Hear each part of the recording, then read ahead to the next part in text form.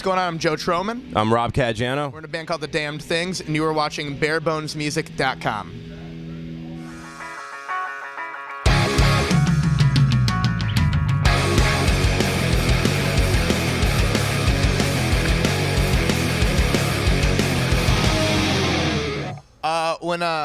When Scott and I started when we started working on The Damned Things, which wasn't called The Damned Things, there wasn't really a name. It was just me and him starting it. And when we got like Andy involved, and actually, you know what? We did have a name by then. We were going by the name Methuselah, which is a dumb story, but yeah, that's not existing anymore. But yeah, when we started doing it, I think like I was met. I don't know how. I can't say for sure like how Scott was met, like what kind of feelings he was met with. But I know on my side I was met with some apprehension and some kind of like. It's more like, are you quitting your other band to do this band? What are you doing? Why are you doing this? It was probably not immediately met with. I'm not saying people were not supportive, but this wasn't met with positivity from the people I worked with and stuff. You know what I mean? Like friends and stuff were obviously very stoked. But we kept the band and the idea under wraps for so long. That by the time the information got out there that it was that the band existed, it's still some of the same sentiments that I'm still seeing. It's kind of like head scratching, like what the fuck, like what the fuck is this thing? And I've gotten people like to steal my pull quote. They've all been stealing my fucking pull quote, which is it looks weird on paper, but everyone says it back to me. Like people I don't know say that back to me in an interview. So it looks really weird on paper. I'm like, where'd you get that from? From me? It's still met with apprehension. Understandably so, because it does look weird on paper. It does look strange. If someone hands you a sheet and says, here's this new band, what do you think? Right. People either go, fuck this thing, or I'm curious, I'll check it out. I've got Rob, you've probably seen the same stuff online. People go, thought I'd hate it, but I really like it, like backhanded compliments and stuff like that. Most people are just like, they're just super curious to see what the hell it is. And, it seems like when most people hear the record, they dig it. It's the horror movie thing where you see the person's in the creepy like basement and they hear a noise coming from behind the door and they're like, why the fuck would you go in there? But they have to go in there anyway. Kind of like that same thing, sort of. Everyone's so curious. They have a cat's curiosity, about the band. No. It's a funny story actually. We were all hanging out in New York at this place, this bar called Revival, and we're just all kind of drinking and having a good time. And it was me. It was actually Scott, Joe, and myself hanging out. And I think Scott kind of looked over and was like, you should be in this band. And at the time, I didn't really know too much about it. Yeah. I just heard like he said, those guys recorded a few demos with Barisi. It was like 3 or 4 songs or something. And I heard bits and pieces of that, but I didn't really know what this was. Right. And I was like, sure. And then literally like it was like the next day. And by the way, then Scott came up to me and he's like, Rob should be in the band. I was like wasted, and I was like, yeah, sure, whatever. And not to cut you off, but then the next day I wake up, I'm like, did we just like add another guy to the band? And are we like about to be like a weird like 3 guitar player band? Not that there's anything wrong with that. I like Skinner, I like Later Maiden and all that stuff. But it's really hard to pull that thing off. Right.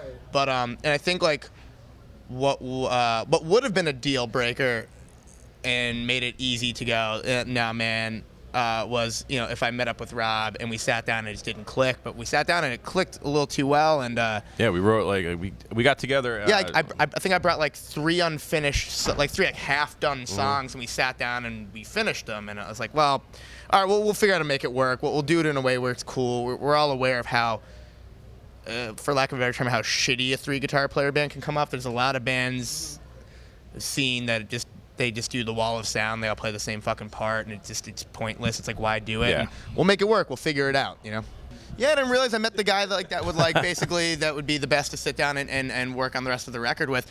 And I said writing partner and also someone to sit down and because Rob's produced records. I've made records. I've never worked on a record in any production sense at all. So, Rob enabled me to sit down and fulfill some of that as well. And it's awesome. I'm very thankful for that. We had a blast. We had a really good time. It was really easy.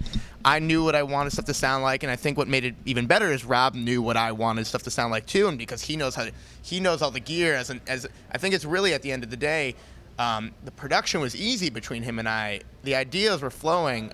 I need someone to help me twist the knobs too, and really know how to do it with love, and that's something he knows how to do well. He knows how to engineer, and he knows all that stuff. He's very experienced. So. The thing is too, like we all knew, like individually, we all knew what we wanted the record to sound like. Yeah. Like just going by what we were writing and like the sound of the songs, and we knew we didn't want it to sound like Anthrax or Fall Out Boy or Every Time I Die, and we wanted it to be its own thing. But we didn't have to sit there and go, how do we make it not sound like these bands? Right. It didn't. It was just like an understood, Yeah. like we knew that was what we were going for, and I think we achieved it. You know? Yeah. Well, one of the things was, like Joe just said. I mean, we were still coming up with the sound of the band, and at the same time, going back to what you were saying with your question, we approached the recording of each song a little bit differently, like so that everything didn't sound the same. Absolutely. Just the little things, the details, like changing the snare drum from song to song, changing the amp or the sound and the guitar. Changing the sounds, changing the kind of gear and the kind of mics we're using, and also changing the approach to playing and performing as well. Mm-hmm. As far as trying. Yeah, I think we mentioned a few times that we tried very hard to not have too much of anyone's known.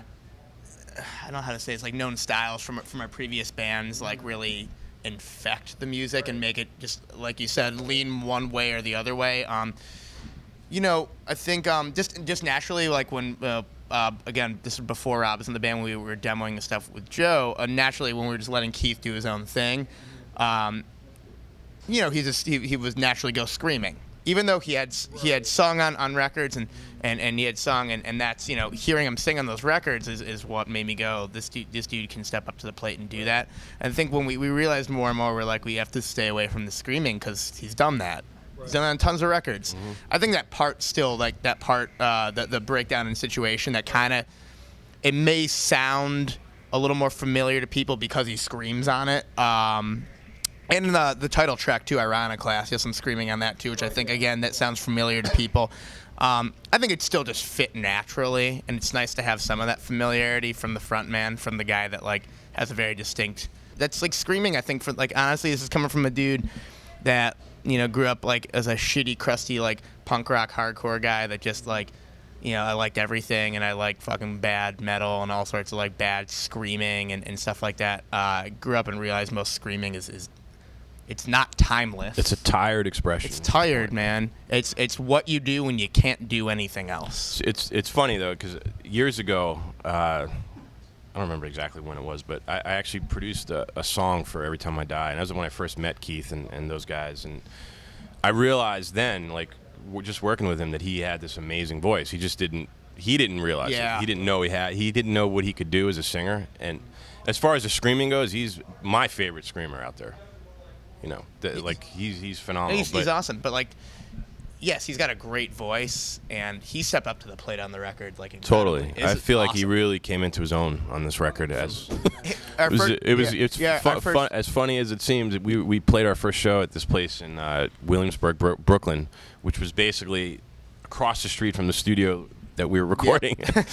So we literally just wheeled the fucking amps over across the street and we played the show. But it was awesome. We were nervous as hell too. Yeah. I think we were all pretty nervous just because it's exciting. Like, it was like we had actually done some rehearsing, so we were pretty prepared. But it was excited nerves. It wasn't like we just couldn't wait for it to happen. It was cool. I feel like we're on fire right now. On fire. It just feels normal now.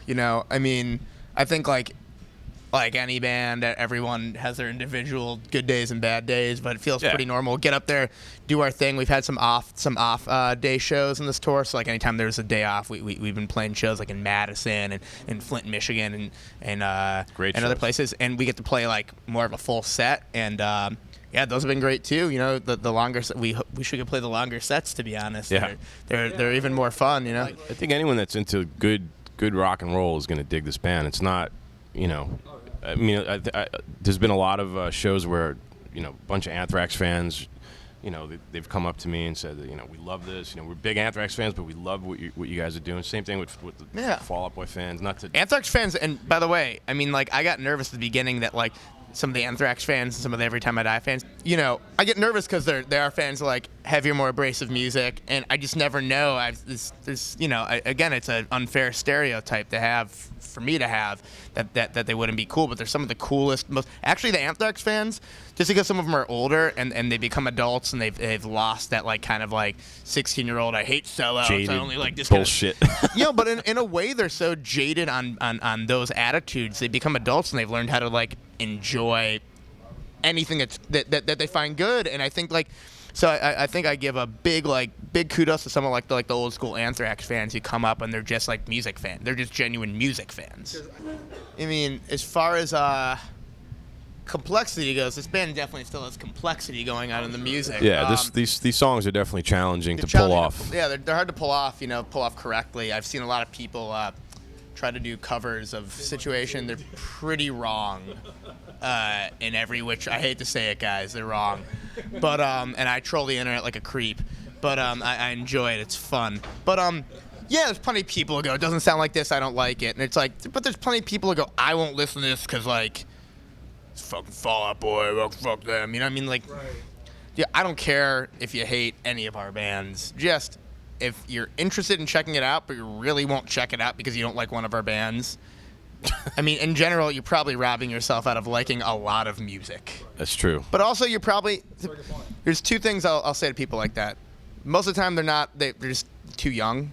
I'm not trying to be condescending to people. I'm not saying everyone that's young isn't open-minded and cool, but so it's more often than never is the case. And also something that, like, Josh Newton, who, again, I'll reiterate, plays bass in this band from Every Time I Die as well. We were discussing this band, and he's like, we were discussing, like, we're talking about, Zeppelin. We're talking about We're Gonna Groove, and it's like, there's a lot of fuck in that music. There's, like, a lot of fuck in Zeppelin. It's like, there's a lot of fuck in this band. It's like, I feel like if you haven't lost your... You can use that would be the next pull quote. People are like, so you say there's a lot of fuck in your music. But I feel like that people that maybe have yet to lose their virginity may not be able to understand, like, the vibe of this band, the grooves and the feels and the looseness of it. They may just it's an interesting perspective. They may hear it. They may hear it as just their dad's music or something, which is fine. Man. My dad raised me to get into some of the fucking best rock and blues and Motown out there, so